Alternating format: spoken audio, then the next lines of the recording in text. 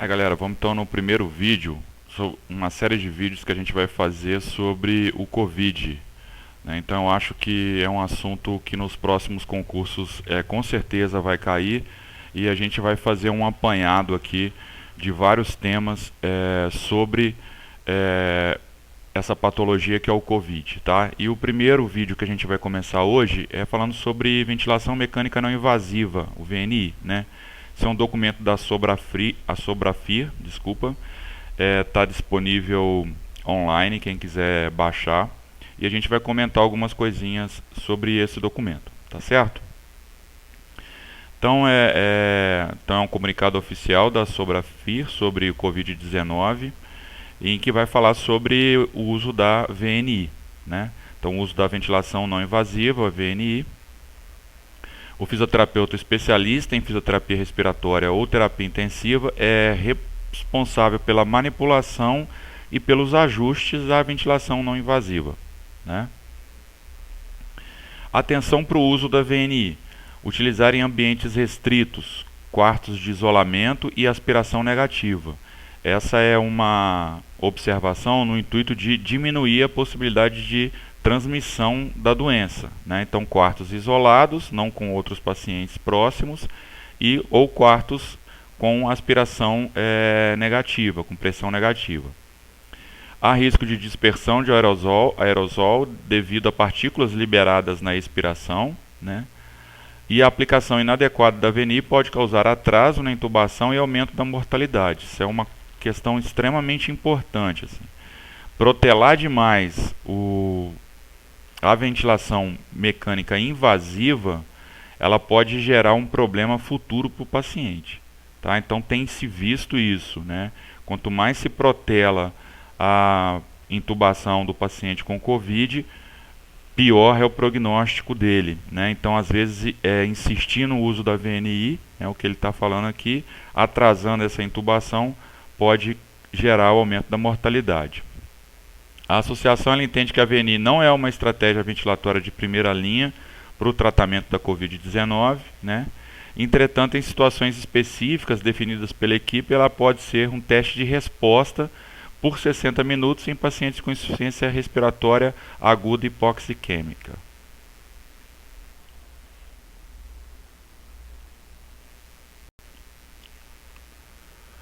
Critérios de indicação da VNI.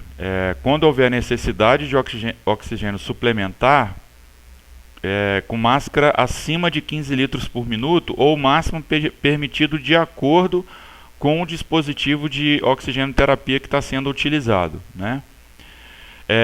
Isso com o objetivo de manter uma frequência respiratória menor que 24 respirações por minuto e uma saturação maior ou igual a 94%, né?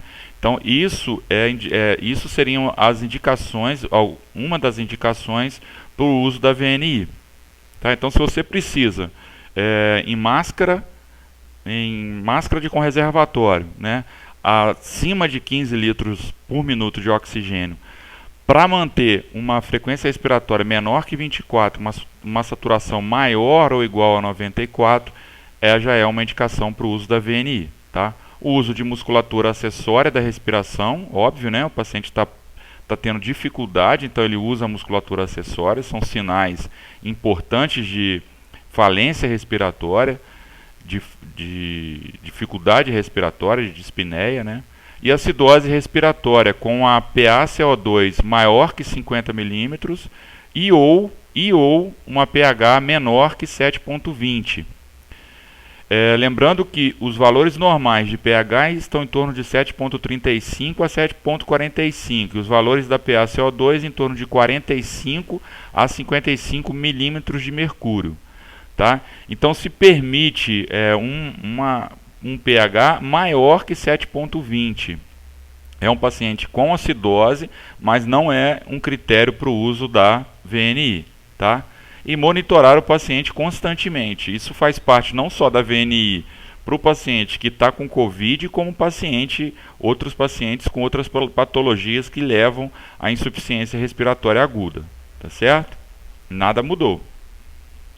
Modalidades da VNI. Você tem o CPAP e o BIPAP, né? O CPAP, que é a pressão contínua nas vias aéreas, é indicado na insuficiência respiratória, e valores de PIP podem variar de 5 a 12 centímetros de água de pressão, né? A PIP é a pressão no final da expiração, tá?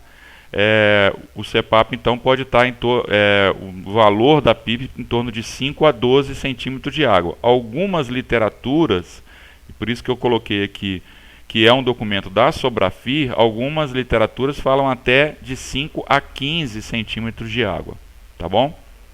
O BiPAP é indicado na insuficiência respiratória hipercapnica.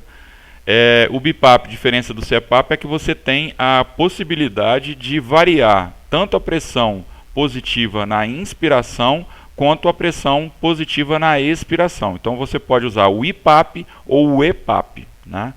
Então o que ele coloca aqui é iniciar com pressão positiva, o IPAP, com delta de 10 centímetros de água, ou o valor necessário para manter uma saturação periférica maior que 94%. O que é esse delta de 10 centímetros de água? É uma diferença da IPAP para EPAP, tá?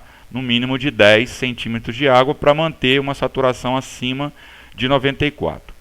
Manter o IPAP para que o volume corrente permaneça até 9 ml por quilo, valores acima de 9,5 associou-se a maior risco da falência na ventilação não invasiva, né? Então, no máximo 9 ml por quilo.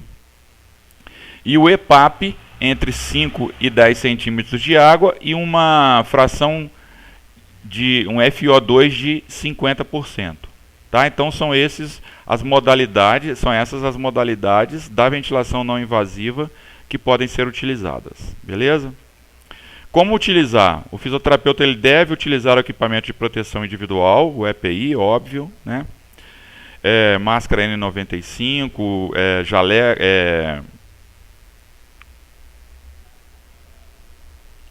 capote, o óculos, né, lavar bem as mãos, luvas, etc. São o EPI necessário de proteção individual. Realizar em leitos de isolamento, como a gente falou logo no início. Usar circuitos ventilatórios com ramo duplo. Usar máscaras sem válvula de exalação. Tudo isso com o objetivo de diminuir, né, a propagação de aerosol e, consequentemente, a propagação do vírus. Filtros trocadores de calor e de umidade. E filtros de barreira na extremidade distal do ramo expiratório, tá? O filtro HMEF, ele deve ser usado no paciente que necessitar de ventilação não invasiva por tempo prolongado, tá? Então você usa o filtro HMEF, beleza? Na necessidade de usar circuitos de ramo único, usar a máscara com válvula com orifício adequado para escape de gás suficiente para não reter CO2, tá? E o filtro HME, não o filtro anterior que a gente falou, HMEF, que ele tem a capacidade de filtrar o ar além de aquecer e umidificar. No caso aqui, o HME, ele vai aquecer e umidificar o gás inalado, ele auxilia, né, na umidificação e no aquecimento do gás inalado. Esse daqui, além de aquecer e umidificar, ele também filtra, tá? Então ele filtra, aquece e umidifica, enquanto o HME ele aquece e umidifica o gás inalado, sempre na válvula expiratória, né? Então tem aqui um exemplo do cinto, né, da máscara, do filtro HME, na parte exalatória e a conexão do O2. Critérios de sucesso para o uso da VNI. O paciente tolera o uso da interface, né? Isso gera, o uso da VNI gera uma melhora dos confortos respiratórios. Quais parâmetros a gente pode avaliar que essa melhora? Primeiro, a diminuição no uso da musculatura acessória, né? Uma diminuição na frequência respiratória, menos 24 respirações por minuto, uma saturação periférica maior que 94%, com uma FiO2 menor que 50%, né? Isso já na primeira hora de uso. Se por acaso não houver nenhum desses fatores, nenhum parâmetro, nenhum sinal de melhora, interrompe a VNI e pensa-se na intubação orotraqueal e a ventilação invasiva para esse paciente. Lembra que quanto mais protela o uso da ventilação invasiva, o prognóstico desse paciente é pior. Certo? Critérios de falha. Então, a necessidade de aumento da FiO2 para mais de 50%, para manter uma saturação acima de 94%, né? Uma pressão positiva com delta maior do que 10 centímetros de água. Então, a diferença do IPAP e o EPAP maior, uma diferença maior do que 10 centímetros de água. Uma necessidade de um EPAP maior do que 12 centímetros de água, tá? Uma saturação menor que 94%, uma frequência respiratória maior que 24, com um volume corrente acima de 10 ml por quilo. Lembra que a gente até comentou, o documento comenta anteriormente sobre um volume corrente abaixo de 9 ml por quilo e 9,5 já prognóstico ruim para esse paciente. Então esses são alguns critérios de falha, quer dizer, né, ao contrário dos critérios de sucesso, tá? Lembrando desses dois aqui, critérios de pressão positiva, o delta de pressão, com um delta maior do que 10 centímetros de água, e um EPAP, uma necessidade de um EPAP maior do que 12 centímetros de água. Tá certo?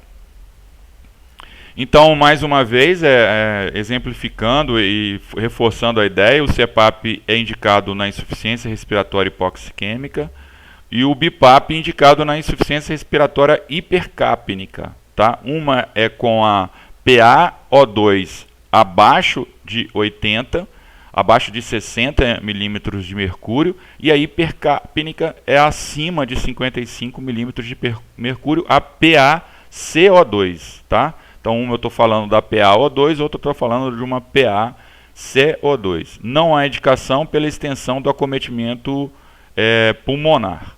Tá? Manter a VNI por 60 minutos, tanto o CPAP quanto a BiPAP, e caso o paciente não apresenta melhoras daqueles critérios que a gente falou anteriormente, considera-se falha da VNI, parte para então uma intubação orotraqueal e uma ventilação invasiva. Tá certo? Então é isso no primeiro vídeo, né? No segundo vídeo que a gente vai falar sobre oxigenoterapia. Beleza, galera? Quem gostou, curte aí, compartilha, se inscreve no canal, acompanha os vídeos, né? Se inscreve que aí você recebe os novos vídeos desse mini curso que a gente vai falar sobre Covid para concursos, especificamente para concursos, né? Que eu acredito que vai haver um aumento de questões a respeito desse assunto. Visite o Instagram, @paulobrito.fisio, e lá você vai ter maiores informações sobre o nosso curso preparatório online para concursos em fisioterapia. Tá? Você faz o seu cadastro lá, recebe as informações por e-mail, sem obrigação nenhuma. Tá certo, pessoal? Então, até o próximo vídeo.